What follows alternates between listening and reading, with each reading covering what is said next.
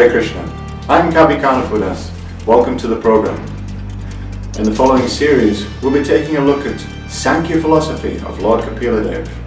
This knowledge is taken from the Srimad Bhagavatam, which is renowned throughout the three planetary systems as the cream of Vedic literature. For those of you who are unfamiliar with this ancient source of knowledge, we have the following preview.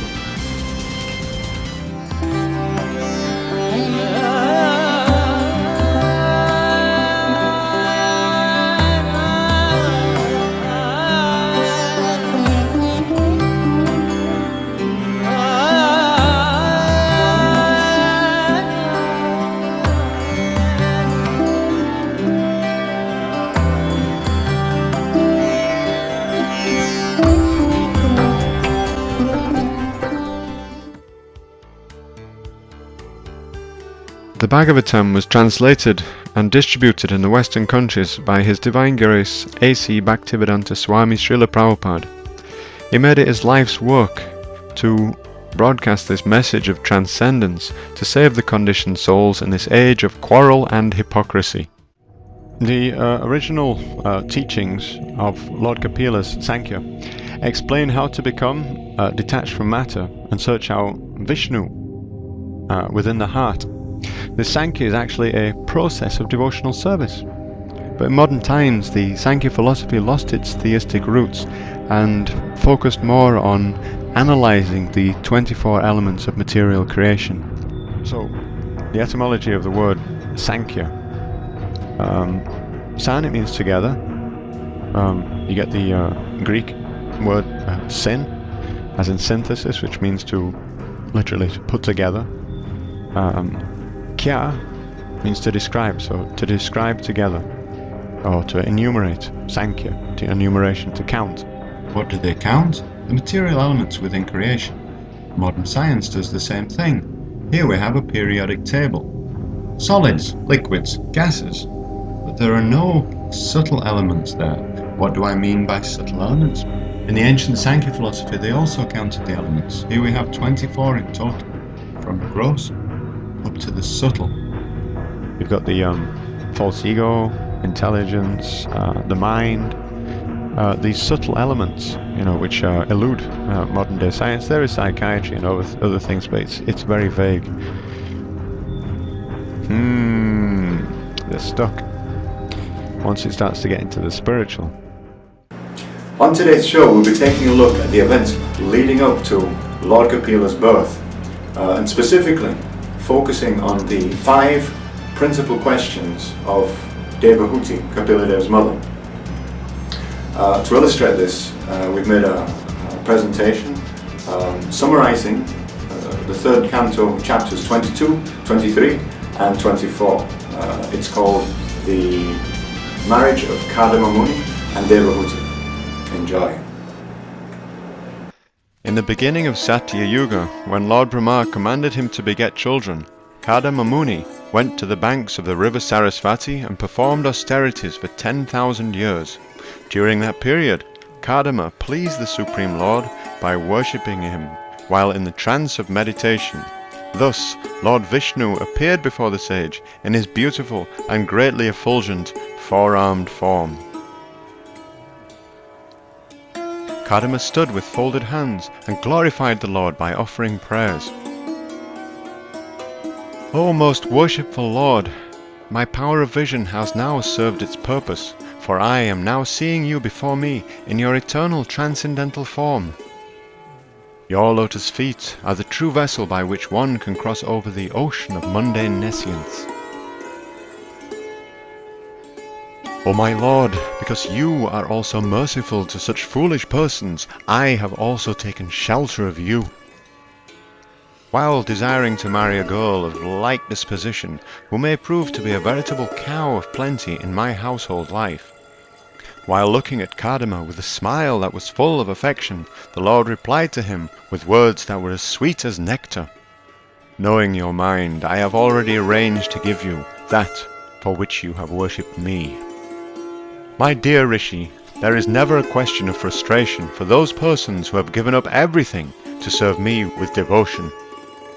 The Lord of the Prajapatis, the Emperor Manu, shall come to you, accompanied by his wife, Satarupa. Manu has a beautiful daughter of marriageable age who is endowed with all good qualities. By remaining always in full consciousness of me, and at that time showing compassion to all living creatures, you will ultimately achieve perfect self-realization. O great sage, I will also manifest my plenary portion through your wife, and as her son, I will instruct her in the knowledge of the absolute truth. After speaking, the Lord departed from the Bindu Sarovara lake. As the Lord traversed the path back to Vaikuntha, Kadama listened to the hymns of the Samaveda that were being vibrated by the flapping of Garuda's wings. In Vaikuntha, Sri Lakshmi, who sat by Vishnu's side, saw a tear in her Lord's eye. "My Lord, a tear in your eye." Such great penance, and all that he asks for is just a wife.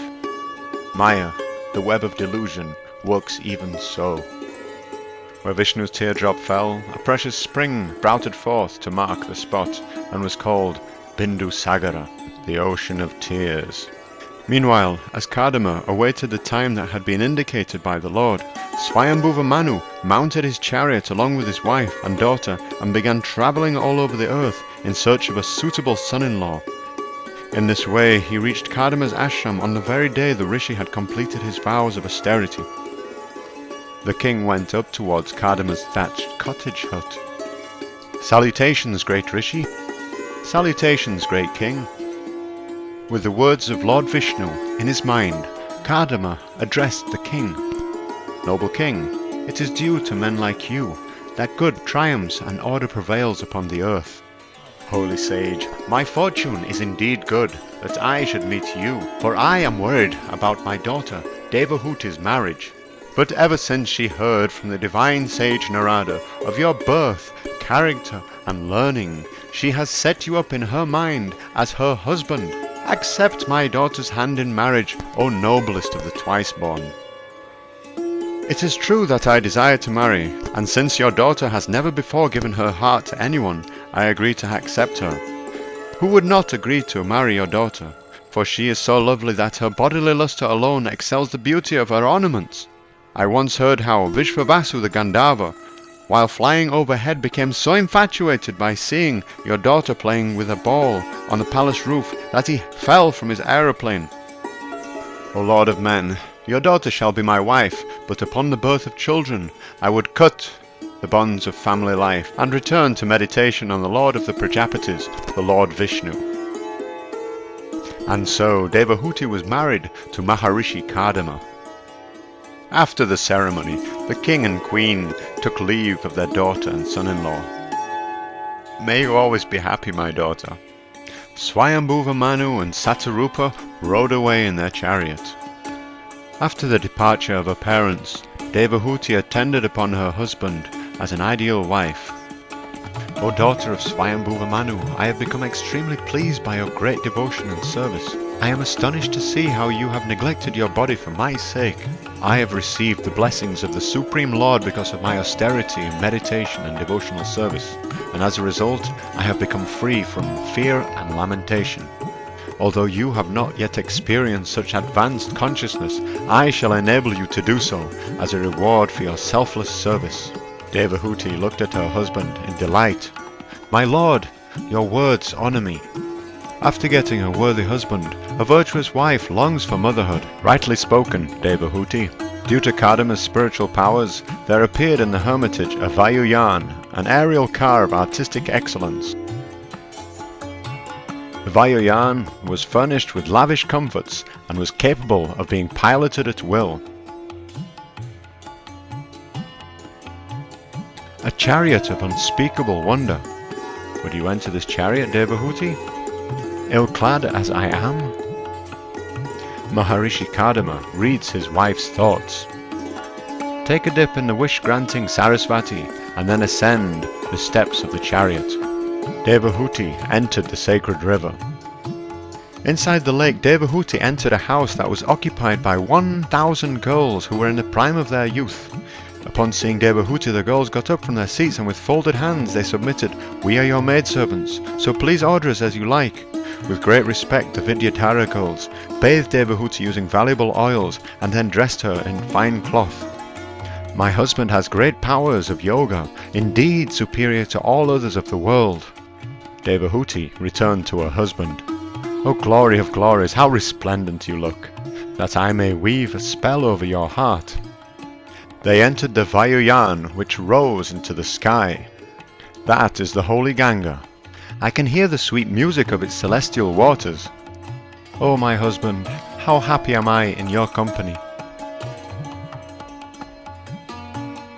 For a number of years, Maharishi Kadama and Devahuti disported themselves in the aerial car, flying over heavenly regions of Vaishrambaka, Surasena, Nandana, and many more, after which they returned back to the hermitage.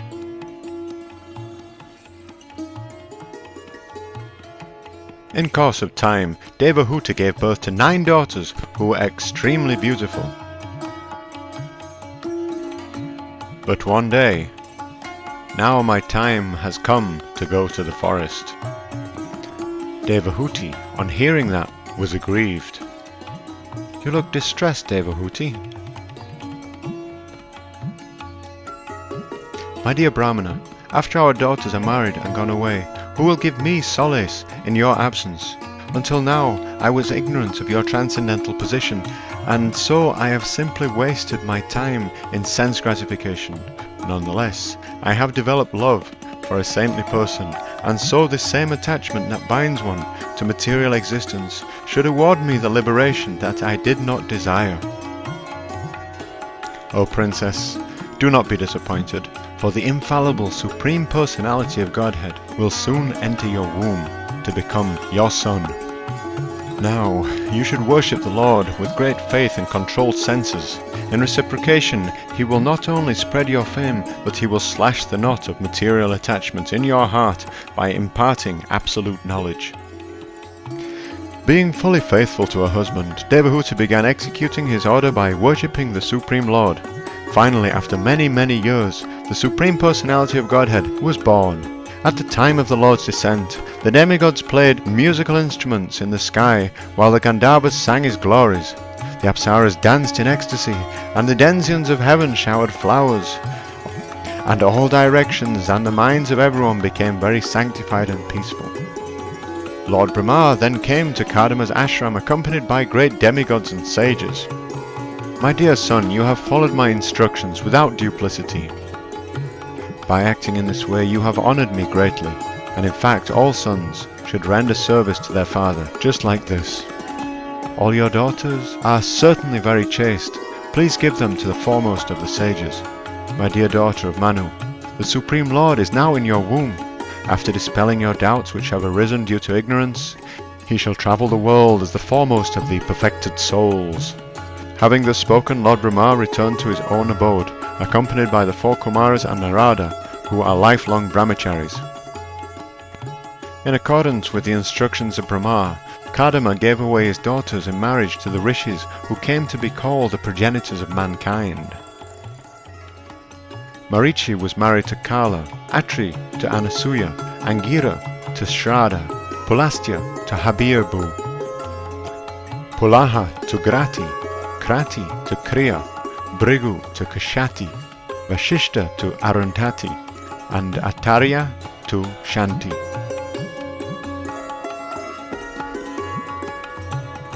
These great sages then took permission to leave from Kadama and joyfully departed for their own ashrams. Kadama Muni then approached his son, Kapila. "My dear Lord, you have appeared in my home for the purpose of disseminating transcendental knowledge. Because you are the absolute truth, the personality of Godhead, who is full of all opulence, I surrender unto your lotus feet."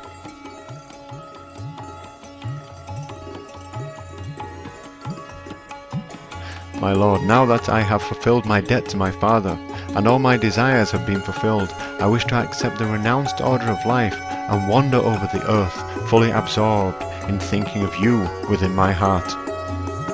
I have now appeared as your son to preach the philosophy of Sankhya, which has been forgotten due to the passage of time. You have my permission to depart as you desire. By thus surrendering all your activities unto me, you will ultimately conquer death. I will instruct my mother so she can also attain perfection in self-realization and thus gain a life of fearlessness. Kadama circumambulated his son, and with a pure and pacified mind, he left home at once and entered the forest. Kadama wandered all over the earth without a companion and devoid of any relationship with fire or shelter. In this way he became completely freed from all material affection and situated in pure devotional service to the Lord. By dint of this exalted consciousness, he could see the Supreme Lord situated in everyone's heart, and he could also see that everything was existing in him, the Supreme Soul. Ultimately, Kadama gave up his temporary form and traversed the path that goes back home, back to Godhead. Meanwhile, after the departure of Kadama, Lord Kapila remained with his mother at Bindu Sarurava. One day, when she remembered what Lord Brahma had previously assured her, Devahuti approached her son. Desiring to free herself from the material condition of life, Devahuti questioned Lord Kapila.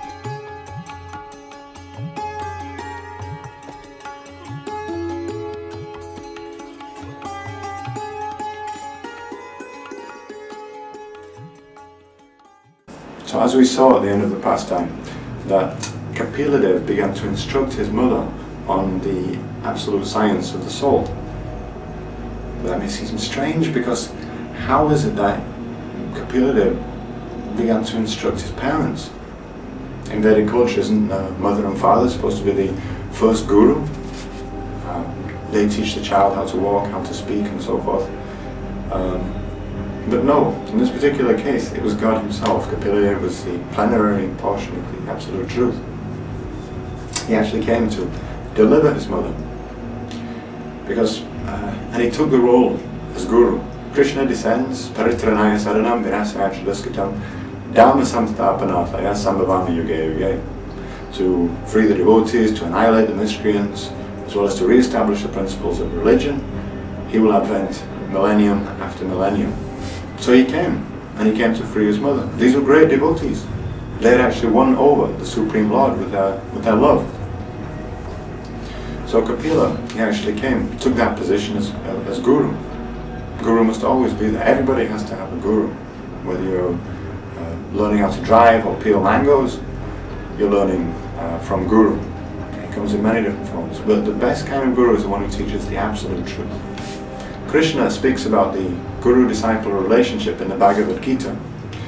Tadvidi pranipatena pariprasnena sevaya upadaksyanti sejyanam Jnaninas tatpadarshinaha, is that one should learn how to approach a bona fide spiritual master, should render service unto him, and inquire submissively.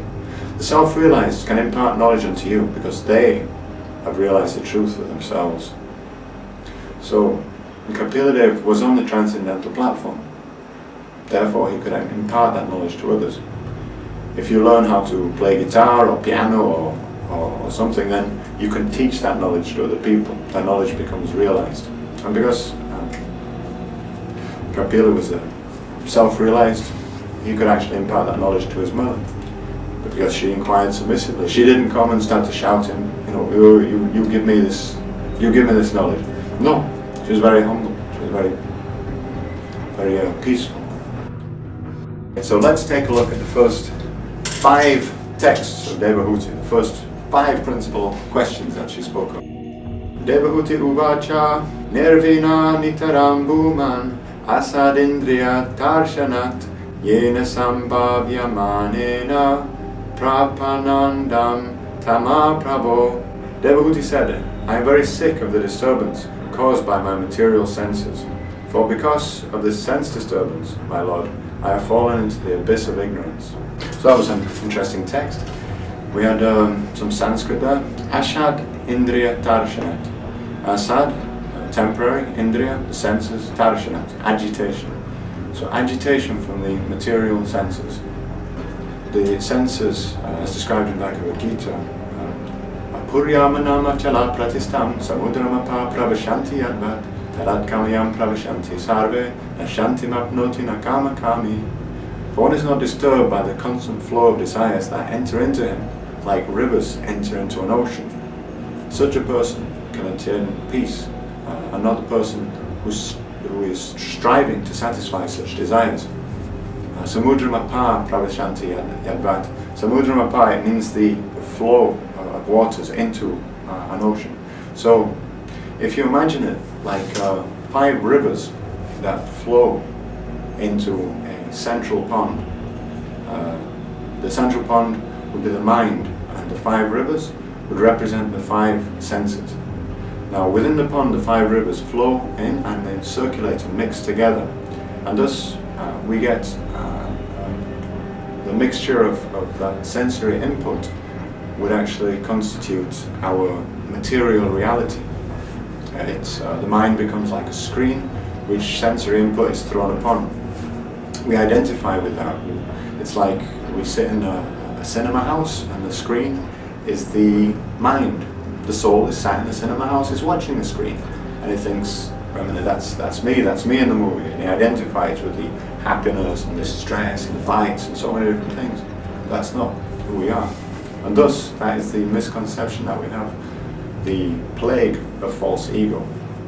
There was a similar question actually by the 4 Kumaras asked in the 11th canto of Srimad Bhagavatam.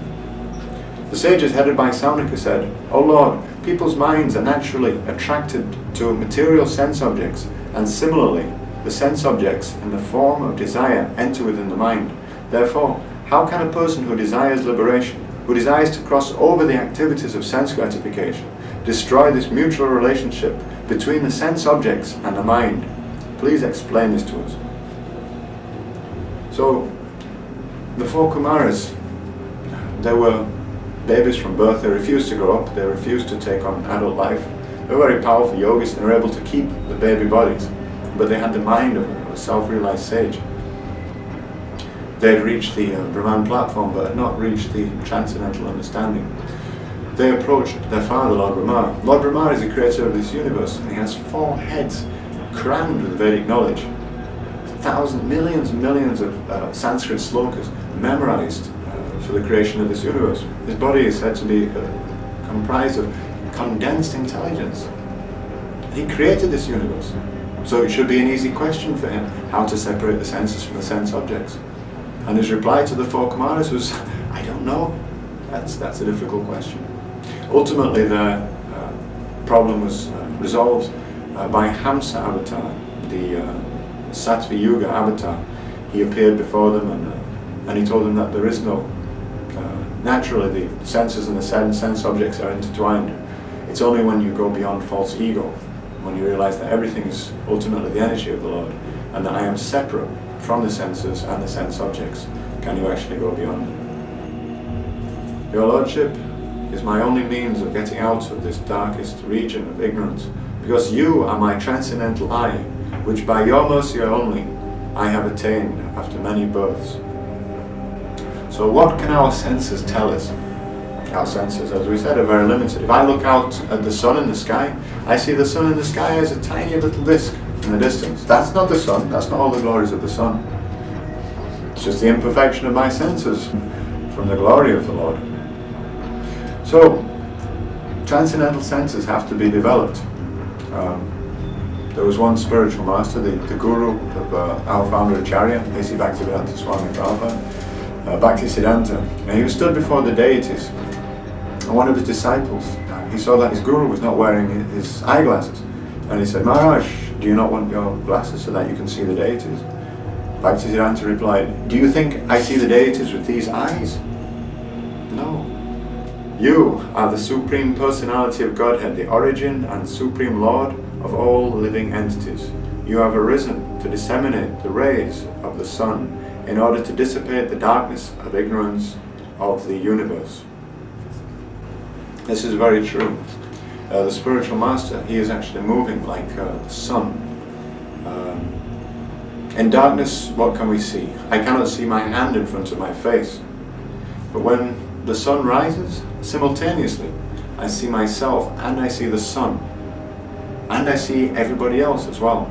Previously, I can't see anybody else. I see symptoms of life within people, but I do not actually see the person.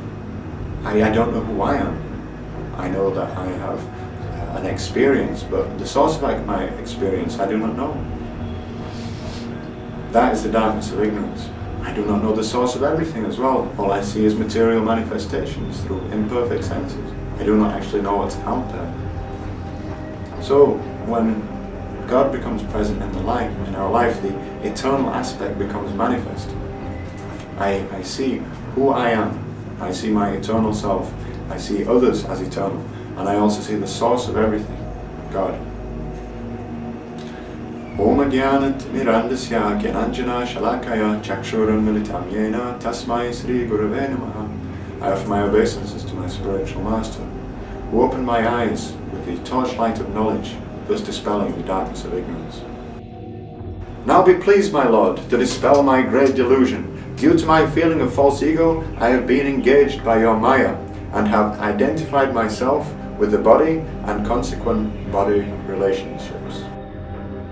Alright, so this is how false ego works. You take a light bulb, put a red shade on it. What colour does the white light become? Red. Red light. Alright, you take the same bulb, you put a blue shade on it. What does the light become? It becomes blue light. It's originally white light, but the soul, light of the soul is consciousness. You throw a human body over the soul, what colour does the light become? It becomes human coloured. You take the same soul, you throw a dog body over it, what colour does the light become? It becomes dog coloured. But the light of the soul is always pure and transcendental. Any other colour you identify with, and that is false ego. I have taken shelter of your lotus feet because you are the only person of whom to take shelter. You are the axe which can cut the tree of material existence. I therefore offer my obeisances unto you, who are the greatest of all transcendentalists, and I inquire from you as to the relationship between man and woman, and between spirit and matter. So Krishna speaks about this ashvatam, of the tree of material existence. This is a tree, a banyan tree of material existence. It appears like an ordinary tree, but the actual roots grow upwards and the branches grow downwards. Now the root of material creation in this world is situated in Lord Brahma, the first creator, and grows upwards, outwards into the spiritual world. Everything has its basis on the absolute reality. Now one who is lost in the branches, looking for the fruits in this material world, they will jump from branch to branch, from body to body, thus trying to enjoy the different sense objects. So the original tree, the absolute tree, is based in the spiritual world, and it is like a reflection. If you have a mango tree and it is reflected into to a river that is stood by its side, then that reflection will seem very real to some people, and they may see that, or they may think that there is fruit, and they will jump into the river and they will think that they're going to get fruit, but they won't. So Devahuti is asking Lord Kapila, because the sadhu is somebody who cuts. She's asking him, you are the axe, you are the one who can cut this tree down. Many people, they claim, I never see that God exists. But we see a tree stood, but do we see the roots? We never see the roots. Now, you could either believe me when I tell you that well, if there is a tree there, then it must have roots, or you would go and have to dig it up. This is the empirical method. People, they will always want to know, oh, I need proof. But the tree itself is proof enough that there is a creation, that there must be a creator, there must be a root. So they would go and they would dig up the tree, and they would see that there are roots. But once they find the roots, then you must water the roots.